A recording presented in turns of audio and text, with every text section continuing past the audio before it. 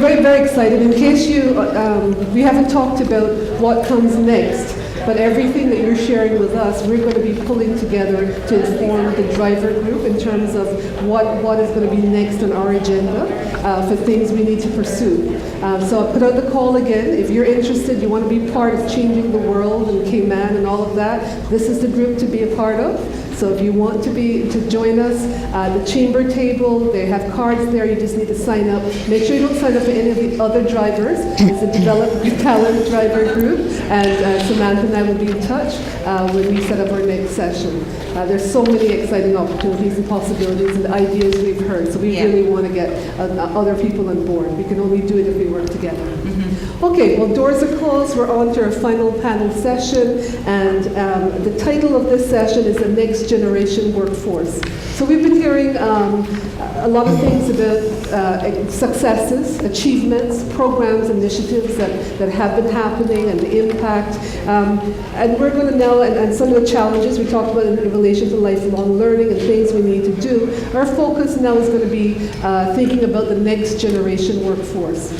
What is it that they're interested in? What is it that we need to do differently to engage with them? And we're very lucky to have a whole range of panelists that are going to bring a whole range of different perspectives. And before I say more, I'm just going to ask them if they would each just briefly introduce themselves, name and your organization that you're representing. Okay, I'm Mark Mercado from the Superior Auto. We do auto repair. We have the Superior Auto Training Program for the training of auto mechanics. Thank you. Welcome. Thanks.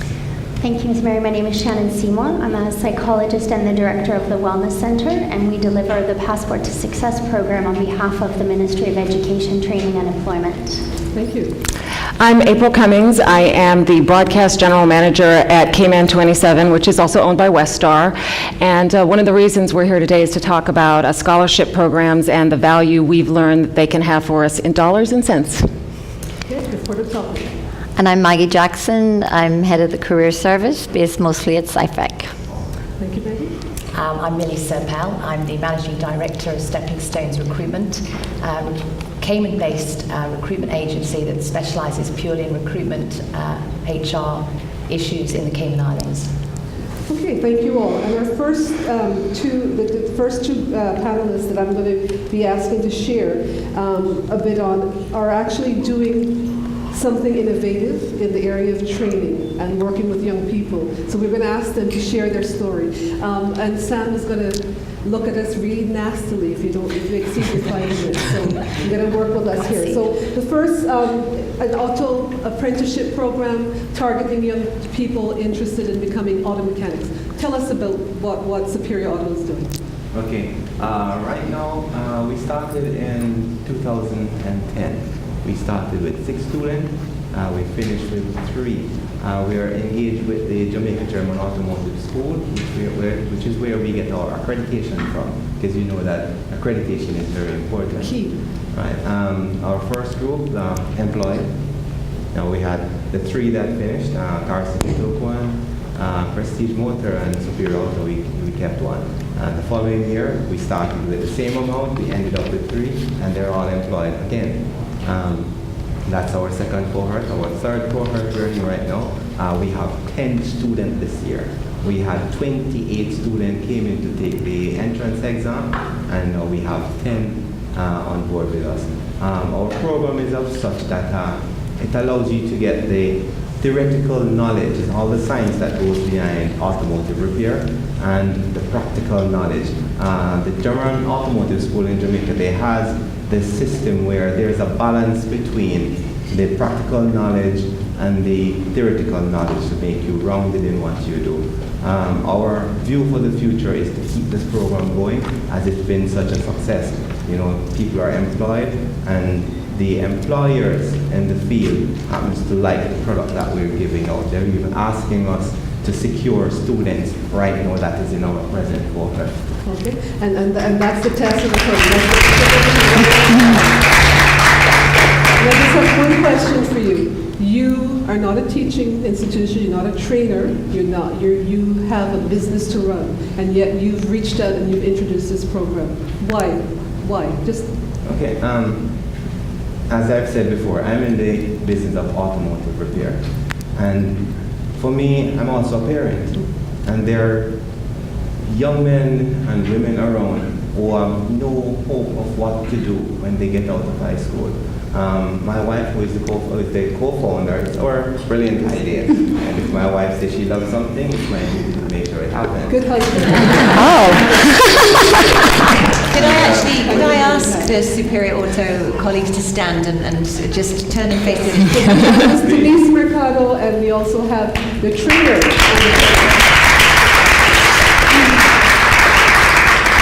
Trainers. Thank you very much. I wanted you to share that because that's one of the challenges we want to put out to industry, to private sectors out there. Don't depend on government to have to set up training opportunities. If you have the interest, the dedication, the commitment, government is willing to partner with you, to support you, but we need people to come on board and work with us. So thank you very much. My pleasure. Okay, we're going to ask Ms. April from West Star to talk about a West Star TV intern program. What have you all been doing and what's happening? So one of the things I realized when I first became a manager was that I had a problem. There weren't enough qualified, in particular Caymanians, in my field to be able to do my job.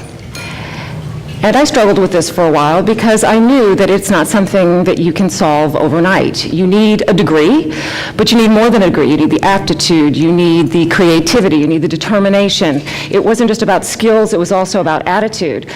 So we decided that we would put a little bit, and I'm not kidding, it was a little bit of money aside to a scholarship program, and we sent one student away. But in the process of interviewing the other candidates for the positions, we ended up finding 2 interns that we hired every Christmas and December to work in our newsroom. Now, the first year it was kind of tough. They had no idea what they were doing. We had to set up a swear jar because our behavior wasn't appropriate for young people. But each year we discovered that they inspired us to do better work. They brought out the best parts of us.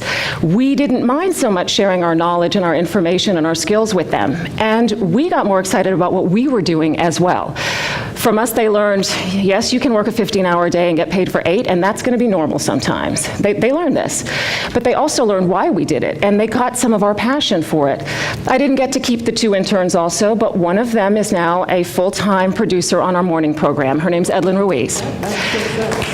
It is, and she's amazing. She makes the rest of us look bad. And then that scholarship student, his name is Kevin Watler, and we call him the breaking news king. If you want to know it now, then you know exactly who Kevin Watler is. He made the newspapers look bad. He even made the TV part of the channel look bad because his passion for doing his best to make sure you knew what was going on, he got up at 3 in the morning whether he got paid for it or not. So I thought, wow, a little bit of money, 2 employees. So let's see if I can get some more. So 3 years later, it took me a while, we picked another new student, and then we found 2 more. And those students are now coming back and working Christmas and vacations. Sometimes it's long hours. They help during times like elections. They learn why we do what we do. And I realized that we were onto something good in the long run, and it's going to take time. Some of them won't make it. Some of them won't. The pay's too low, the hours are going to be too long, or it's great when I'm young, but when I have kids, it isn't going to work.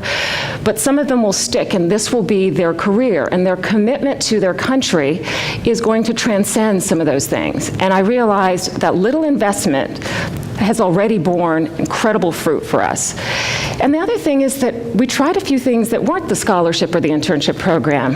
One of the local schools said they were going to have a TV program, so we sent Kevin Watler over, of course, to go help them out and teach them some of the things he had learned. He brought back some more interns for us, some of which get paid, some of which don't, and we're extending a full-time offer to one of those young ladies next week. I realize that if we don't try to reach out and bring them in, and if we don't do the work, because it is hard. It would be easier for me to tell them to be quiet and go get coffee, and I'm going to write the story in 10 minutes.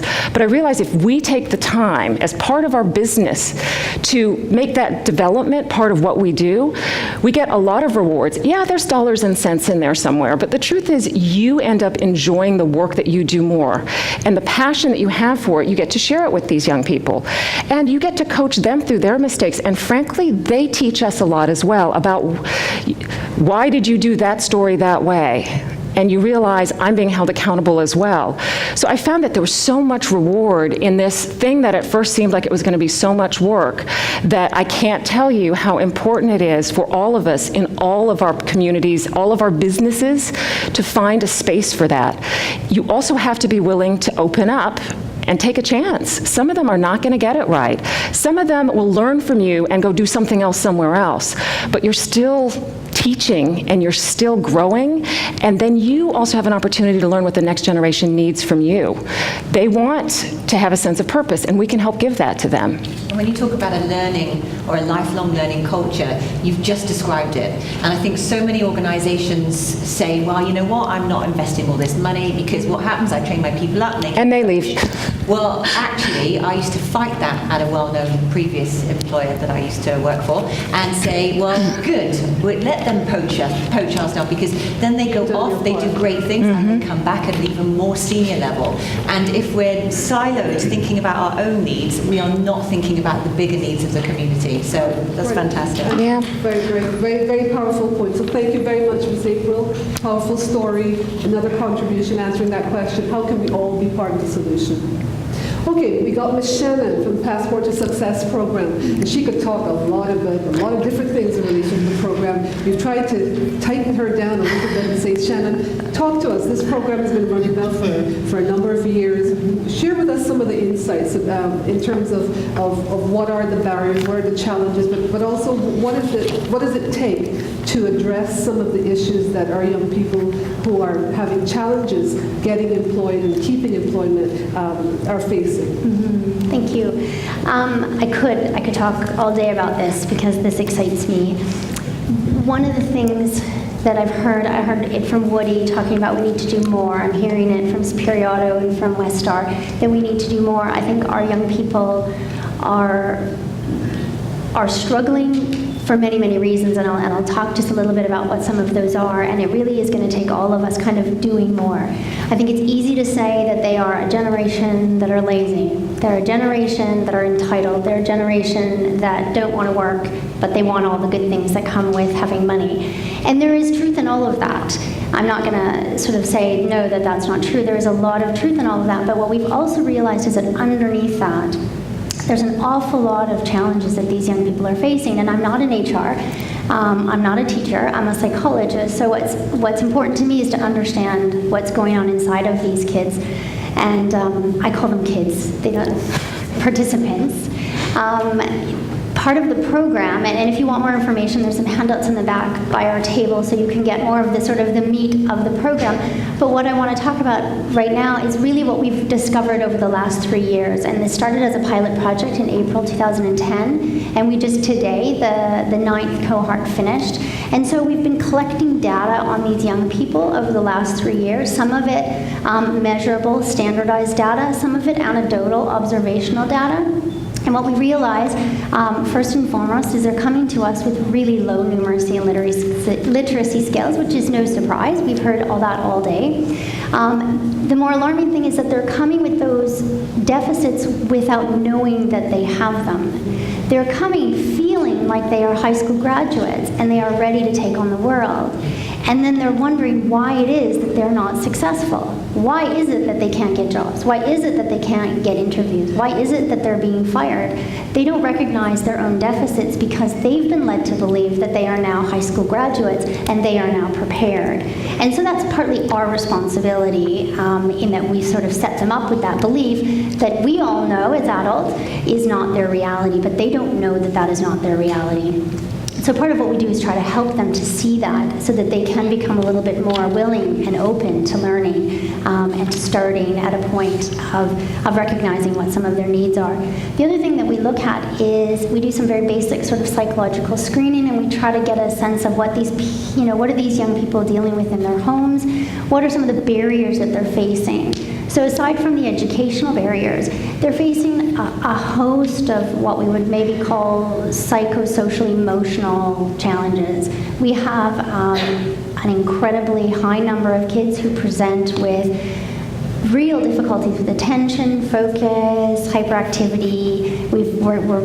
I'm about to sort of submit a grant to the Caribbean Research Council to try to do some actual research on the data that we have obtained, because I really think there's a prevalence rate here that's higher than what we would expect to find other places, and we don't know why that is. But that's a challenge, because we've got kids that can't sit in a chair for more than 20 minutes.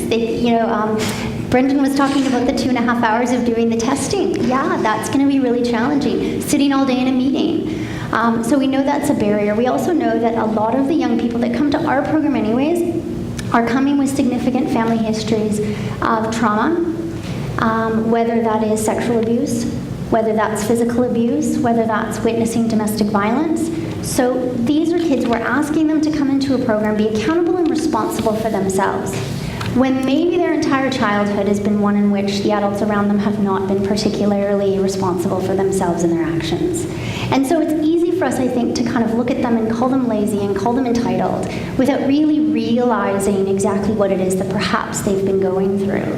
And so one of the things that we've done at the program over 3 years is we've really we've transitioned it. When I first started in the delivery, we had sort of HR people, and then we tried to staff it with education people. And really what we realized is our entire staff now are all sort of clinical therapists. And it's a training program, absolutely. It's an education program, absolutely. But it's sort of a 12-week-long group therapy session in many aspects of it, in that behavior and attitudes and belief systems and interpersonal relationships and the way they conduct themselves is challenged, but it's challenged in a way that understands the root of where those behaviors are coming from, and it challenges them in a way that empowers them and motivates them to believe in themselves. The other thing that was quite alarming is we did some just basic clinical screening, and we've got a huge amount of kids that are identifying themselves as either extremely depressed or having major symptoms of anxiety. And anybody who's ever battled depression or knows somebody that battles depression knows that it's really difficult to focus at work, it's really difficult to be productive. And so I think the barriers that these young people face are overwhelming, and there are plenty. At the same time, though, I don't want to sound negative, because the program is very successful, because I think one of the things that we've been able to do with support from the ministry, with support from the private sector, is give them a belief in themselves. And so talk to them about what they can do to make things different and to empower them. Our 6 lessons for life that we sort of are on the board over there, that we hammer into their head on a daily basis, are things like become a problem solver. So they can't come and ask me for a phone number, because they know the standard line I'll get. Go find it. They can't ask me to call somebody, and they can't have their mother call us, because we don't accept phone calls from mothers. And mothers try to call all the time. So we're trying to constantly give them those life lessons that they're going to need to be in the workplace, because we recognize that people with issues, all of us, can't use those as excuses to be non-productive or have poor conduct in the workplace. So the program is not about sort of sitting around and going, okay, we know you're dealing with all these things, and that's unfortunate. It's, we know these things are present. We honor those, we talk about those, but then we also want to help teach them some skills and ways to cope with life, because that's ultimately what we all have to do, right? We have to cope with our lives and be successful in the world of work. And so, I'm done. Sorry. We have such a pleasure, but it was so important to hear Shannon's perspective, especially in light of where we got to in the last couple of sessions. Yes, attitude, entitlement, there are issues, but we also have a responsibility to look beyond that and to say, how can we shift attitudes? How can we make changes that are going to help to bring them along? I always say in the Cayman Islands, we're too few in number. Every single Caymanian, every single person in our workforce counts and matters. We can't afford to lose even one. And I think that's the attitude, and I applaud Woody for getting up and saying employers must share responsibility. As a school inspector, I used to tell the children, the teachers, when they complained about, these children, if only they would behave, I could teach them. I said, the parents aren't keeping the good ones at home and just sending you the bad ones. That's what they have. And that's what I would say to employers. And what Shannon is saying out there, the people who show up at your doors, they're going to have a range of issues. And it's not just about saying, you either do this or you're out the door. That's never going to take us where we need to get to as a society. Sorry, if I can just add one thing to that. I think that these young people want to be important to our community. I think they're keenly aware that the public perception of them is that is not very high. They're aware of that. They know how people think. They know what people think about them. They know what people say about them. And they want the opportunity to prove us wrong. They want the opportunity to be important. And so we say that all the time to them. We need every single one of you to be employed, not for us. Well, yes, for us, because it helps all of us when all of you are successful.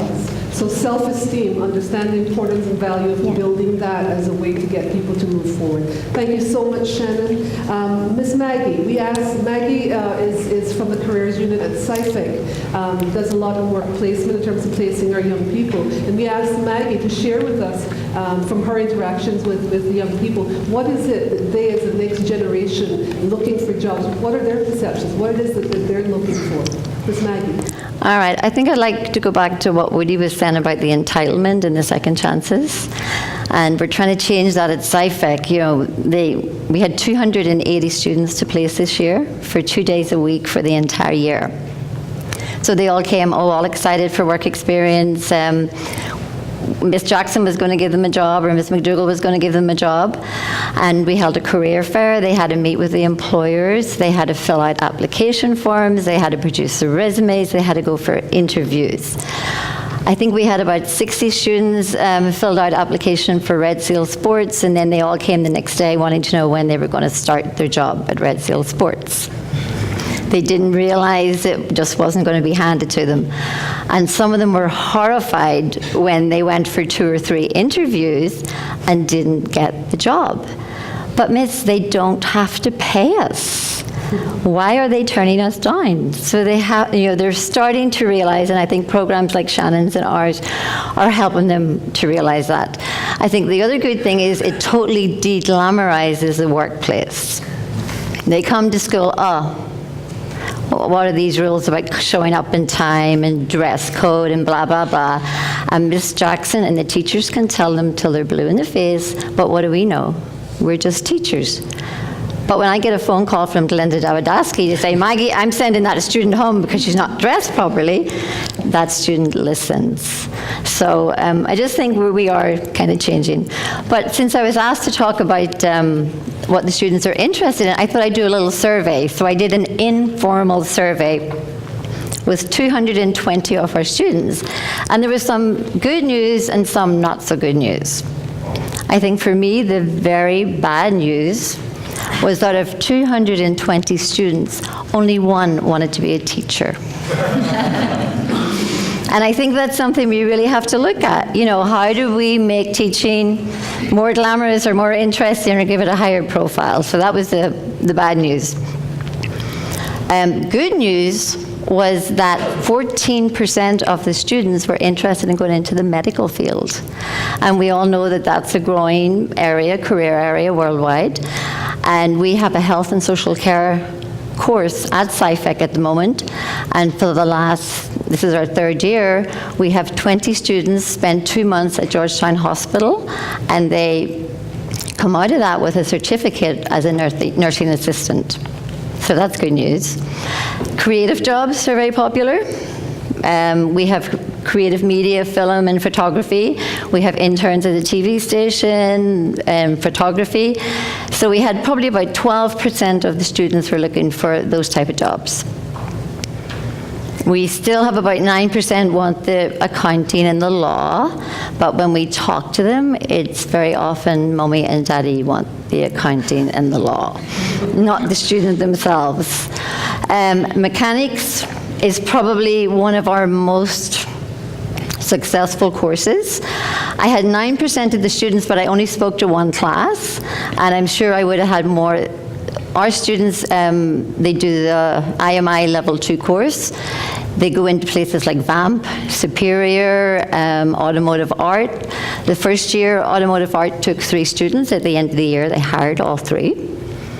Last year, they hired 2. So the employers are at the point now where they're actually calling us saying, do you have students? We want to take them on for work experience, and then we want to hire them. Beauty industry is another one. We offer hair and beauty. There is an interest. In the past, there wasn't a big interest on it, but that's increasing. IT, another very popular area. For us, if any of you can offer IT placements, that's one of the most difficult areas for us to find placements. So if you have any to offer, please let us know. In the old days when I did this, everybody wanted to be in banking. Now it seems to be human resources is a big thing, and kind of general administration. And I think maybe the students, when they're getting interviewed, they meet HR people, and they think they're really cool, and it's like a fun job. So a lot of them are interested in that. Again, we have like the services, the police, the fire, customs. Not so many students, sometimes you get comments when somebody says, oh, I want to go into the police. So hopefully what somebody talked about this morning with the skateboard thing might help them. Engineering and architecture, they're interested in that. And tourism is making a comeback. We've always had students interested, but parents didn't want them going into that area. That was the biggest barrier. So I think now these shows where the chefs are on, we have a lot of students want to be chefs and go into that sort of area. And I'm happy to hear that there is going to be a new training program in that area. And the one kind of piece of the thing that I thought was discouraging was that 7% of the students wanted to be professional football players or basketball players. And I think that really highlights the fact that we need more career guidance. The ministry is at the moment working with the career service to expand the career service. Thanks, Maggie. Okay. Perfect. Thank you very much. Water would be nice. Final panelist is Ms. Millie, who has had, I think, 20 years in the business of Correct. working to recruit and place persons for various employers. And we asked Millie to think back and look over her career and tell us what is she seeing or has she seen in terms of changing outlooks for job seekers? What's happening out there? Thank you. I'd like to go back to the last panel discussion. I think we did hear a lot of the, which we've touched on, the entitlement and the lazy and the bad work ethics and things like that. And I can definitely relate to that. When I first came to the island 20 years ago, and it was a bit of a shock, having done this role, recruitment and HR and training in London, to find the work ethic and the attitude, particularly of school leavers and the young people that I was encountering. But I want to be a little bit sort of devil's advocate and actually challenge that slightly, because in the last 2 years, possibly 3 to 4 years, but definitely in the last 2 years, I have seen a change. Now, it's not fixed, it's not gone away, but I definitely see a move in the right direction.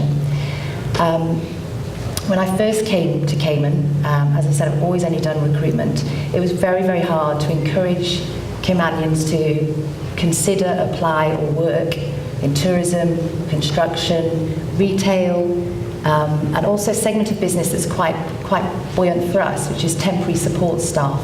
We have a lot of clients that call us and say, I need someone to do a mat leave, I need someone to come today and help me with a project. Very, very hard to attract Caymanians to those roles, because no, they wanted the full-time jobs, and I kind of didn't blame them at the time. I thought, sure, I'd probably want that. But in the last 18 months to 2 years, a significant portion of our contract temp staff are Caymanian. And what it takes to be a temp is someone that you've got to be self-motivated, because I'm not managing you, and I'm not going to send you to my client's office or premises unless I know you're going to turn up on time, do the job to the best of your ability. We obviously do very intensive get you ready for this assignment that we might send you on. But they have to show us that they've got that potential, they've actually got the motivation and the desire to do it and succeed. It's proven very, very successful. For the Caymanians that have taken those opportunities, for them it's proven incredibly, I can't put words in their mouth, fulfilling, but it's proven very successful. A lot of them come out with employment at the end of it, where they go and contract. The employers might go, this person's great, it's a no-brainer, I'll just hire them. They don't have to go through the big recruitment process. It helps that on their resume they have a job They're working at the moment. Now, it might only be a temporary job, but as you know, it's much easier to get a job when you have a job. So we're always preaching that. And last but not least, they get new skills. They might go into an environment that they've not worked in before. So they've always been in banking, but they have a chance to work in hospitality or tourism. And they love it, or they just pick up and acquire new skills. So I've been very rewarded. I mean, people will always let you down, and it's not just here, it's the world over. I work with people, you will get people who let you down, but it's been very, very rewarding to see the motivation and enthusiasm to take up these opportunities. One thing just to finish is we don't really work with school leavers. When a client calls us, they're looking for someone that has got a fair, good amount of work experience, skills and expertise that they can take to work with them today or tomorrow. So we're looking at probably more seasoned people with 6, 12, 20 years experience. But what I'm hoping is that they are now going home to the family model and saying, I went to work, and they're taking that motivation and fulfillment that they've got back home with them that they can then share with the rest of their family. And can I just ask, you talked about seeing quite a marked change in the last 2 years in interacting, talking with them over the years, and then now, the persons that you're working with. Why do you think there's been a shift? Do you have an idea of what's different, what's happening out there? I think there's been a big reality check. And I think, that has come from just the economy, not Cayman globally, but definitely here. When I first came here, I think there was maybe less than 1% unemployment, if that. And obviously now, 1,200 people registered, that's a significant amount of the population. I think it's a big reality check, needs, must, and I think, they've realised. And obviously the messages that all the agencies and bureaus and schools and educators are passing, it's coming through. And we're saying the same messages, I think, emphasizing the importance of achievement and delivering on what people are expecting of you. But it's interesting because in our ministry we're responsible for both education, labour and training, and we have this sort of dichotomy in a sense, because I remember talking with our minister and he said, the issue of the economy, obviously that's a challenge for our ministry because it means people are unemployed and we need to get them back to work. But he reminded me that he believed that this was going to be such a powerful force for change just simply because of the reality check. People aren't going to be able to say any longer, I don't want to do that job anymore, that's below me. It's about, let's rethink this. Any job that is an honest job is a good job, and let us apply ourselves and see it as a stepping stone to take us where we want to get to. So it's interesting because I think that's probably what you're saying is bearing out as well. I know we want to take us into our group discussion, but maybe one final question, just one sentence from each person. What do you know for sure about what it takes, based on your experiences, the areas that you're working in, the initiatives you might have been involved in? What do you believe for sure? What do you know for sure about what it takes to attract and cater to the needs of this next generation that's coming out there? Okay? What do you believe is the critical bits that's going to make a difference to attract them, to cater to their needs, the needs that are manifesting there? Okay, Shannon wants to go first. All right. I think traditionally, if we look at our culture, it's been one of, children should be heard and seen and not heard. And so one of the things that I know that we put an emphasis on is really allowing young people to have a voice, to have a dialogue. Instead of telling them what to think, we're engaging them in a process of critical thinking, valuing their opinion, hearing what they have to say, even if we disagree with it, but letting them make their case, letting them debate what they think is a skill that I think a lot of them are lacking. And so if we can start to listen a little bit more instead of lecture, and I'm a mother of a 19-year-old and a 14-year-old, so I do plenty of lecturing. But I think the ability to create that critical thinker that we know is what's needed moving forward is not going to happen unless we really value the voices of young people and unless we start to engage them in dialogue that's meaningful, which means that we have to listen a little bit less than we talk. Powerful comment, listening, not just telling, dictating. Who would like to go next? I can say, from the work experience point of view, I think some students go into workplace and they end up just filing. And I think it's really important. A lot more employers these days are putting in programs for the students when they go into work experience. I mean, they have to understand they will do the menial jobs, but they shouldn't be doing that for the entire year.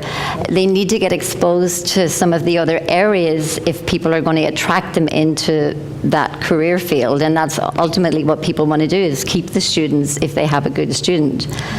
Thank you, Maggie. And remember, Passport to Success, you get student interns 2 days a week. You don't have to pay them. But what we ask of you is that you give them opportunities that are going to be of benefit to them.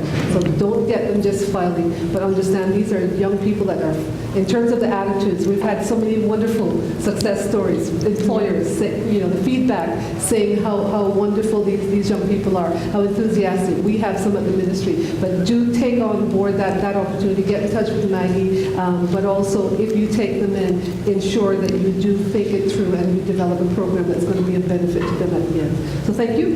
Who's next? Anybody else want to comment? Yeah, just very quick. I had lots to say, but just something I thought might be interesting. Maggie mentioned the significant interest in young people going to human resources. I'm sure there's many reasons for that, but one of the reasons I think possibly we have an amazing society of human resource professionals which allows student, associate and full members. And the beauty of that association is it guides you through. It has many functions, but it has a very defined and significant professional development plan. So you can be a student member, but there will be courses, there's information, there's people, there's mentors who would be willing to sort of work with you. I think it'd be very interesting to explore doing that for other industries like marketing, technology. Those are industries that we've seen huge growth and diversity in Cayman. They're new roles, as HR was 10 years ago. It was still 12 years ago, maybe personnel management, or but you look at how that profession has grown. I think the society has a huge amount to do, and I think it might be great to sort of actually put the guidance of these kids in the hands of professionals and say, okay, here's an association. I think so. Industry solutions. We've heard some wonderful examples. Mr. Mercado. We have at our company right now a student from the SciTech that's not a part of our program. So they come and we fit them in the garage with other mechanics. What we find is that if you leave the student without any attention, they'll have the tendency to stay by themselves. But once you keep them engaged and move them around so that they get exposed to the different area, it keeps them stimulated. And we find that this really works well because people like mechanics are hands-on people and they like to get involved. And it really helps whenever you get them involved. And I'm pretty sure for any other area, it would be the same thing. As long as you get them involved, then they don't feel like they're just sitting by. Right. They want to learn. They want opportunities to do things, apply what they're doing. Excellent. Thank you. And Ms. April, last chance. I would agree. I think one of the keys that I've learned is that you have to provide a sense of purpose in the jobs because it can't just be about the skill alone. And the other thing I think they need to know, and I've tested it a little, they need to know that you love and respect them enough to hold them accountable. So yeah, 8 a.m. is 8 a.m. It doesn't mean I'm going to give up on you right away, but in the instances where I haven't tried that hard to get them on track, I lose them. So it's really important to say, I do love and respect you, and I think you have the skills it takes to do this, but I also believe that you can do it. I think a false sense of self-esteem is not particularly helpful in the long run. They can smell it. It doesn't work. You really have to tell them and show them and give them opportunities to show you what they're good at and for you to be able to appreciate what they're good at. And I think you have to make that part of what you do as you do. Otherwise, they'll just get coffee all day, which is nice, but it's not going to help.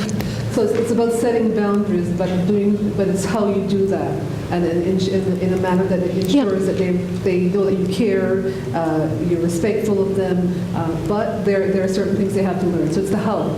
And you should give them a couple fun things to do too. Make them want to come to. It never hurts for an intern to put an entertainment package together to go on television. They certainly enjoy it, and we cheer them on. So it becomes, again, fun for us as well. Thank you all so much, Ms. Samantha. As you can see, we delivered on time. Now, I know there may be burning questions here, but we kind of decided we wanted to use the last 20 minutes to get them back in groups. This is to wake you all up because we know it's after lunch and mid-lunch, and we want to make sure we leave with a bang. So we're going to end with a bang in terms of getting you back in your groups. And there's some heavy-duty questions now that we want you to focus on. So, Seb? And I'm going to, again, send the panellists back out and to rejoin their groups, because I think, again, there's some great stirring, not just yet though, but thank you, panellists, for all of your contributions.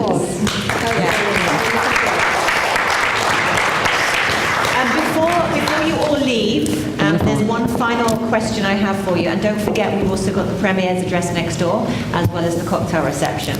But before you leave this panel session, most of you have attended all four now. And so what I want to do is really focus your attention in on what one priority do you believe should be absolutely taken forward, so that we can really focus on the number one thing. And it probably will be different in the groups, but that will be great because it gives us the most urgent that you are sensing from the day. So the number one priority, why, and maybe one or two solutions, and then we'll get you again to present back. You've only got about 6 minutes for this. Thank you. Ladies and gentlemen, please can I have your attention? Thank you. Finally, it's taken all day. So the Premier is going to be opening the cocktail reception, sponsored by Westar. Oh, no one's here to acknowledge my sponsorship remarks. So I really wanted to hear from all of the tables. So could you please, we're going to go around and just highlight the number one priority that your group identified. So we'll start at the back with Maggie's group. Do we have a microphone? Oh, thank you. I'll speak without a microphone. Okay. Thank you. What we discussed was the need for national standards for literacy and numeracy abilities in the schools. It's been an area which has been lacking historically, and in the past, as you mentioned, people were able to leave school without having the necessary skills in those areas to move forward. And we think that area has been identified, and now there needs to be standards in place to address those issues so that people who are behind can be brought up. And that's just one piece of the puzzle. Okay, thank you. Thanks. We're going to move quickly. Next group.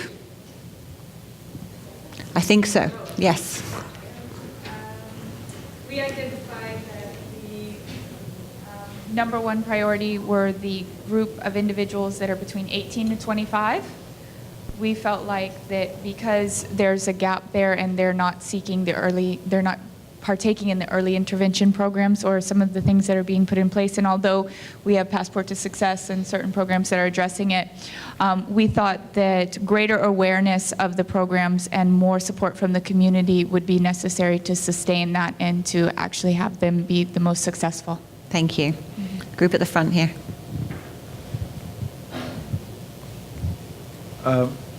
We identified career guidance as one of the major areas that sort of like making the attempt to bring certain jobs open or more visible, make them more visible, because a lot of young people might find themselves being channeled into particular professions or areas because of the jurisdiction that we live in or because their parents are kind of influencing them that way. But if we could do something that would give them the options, more options. And then the other thing was about values, I think, which ties in again with that, because there is society's pressure, I guess, thinking about the money. And so the money kind of pushes you again into thinking about certain types of occupations, and that maybe we need to be emphasizing happiness over wealth, maybe. Choose happiness. I like it. That should be our motto. Yeah. I think if we can move over to this side of the room. Our group stated as the number one priority based on that in each one of these sessions that we had here, we ended up discussing about the parental training. It all starts at home. Accountability, responsibility, things of that nature. Practical examples, you pick up the toys after you're done with them. You take out the trash, and you do take out the trash. And it all starts there and I suppose continues at school the same way. And then we will be able to take those skills to the workplace and continue. Thank you. Awareness program would be a very good as well. Thank you. The group behind. I think we have 2 groups behind. So Sherry, do you want to, your group, if you could tell us? Thank you. We actually have the same thing that has been said in 2 groups already. The first one was education standards, and then the second one was really Generation Y, the 20 to 30-year-olds. They're completely behind in global statistics. Worldwide, the 20 to 30-year-olds are the highest educated, and they're the ones that are the go-getters. They're out there doing it. They're our future leaders. They're our future mothers and fathers. And we really do need to find the funding. We need to retool them. We need to rehabilitate some of them. So essentially, we feel those 2 areas are the most important. Thank you. And the group over here.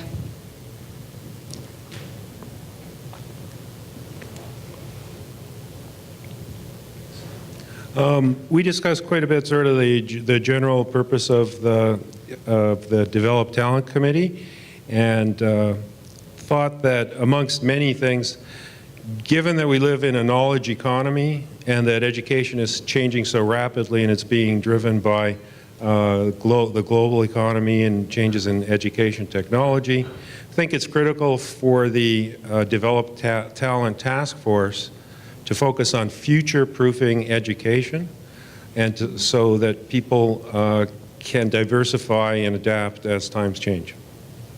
Future-proofing. I'm writing that down. Some good taglines here. Did we miss a group over here? Did we bypass one of the groups over here, or did we get all of you? Yep. Okay. You're good. Wow.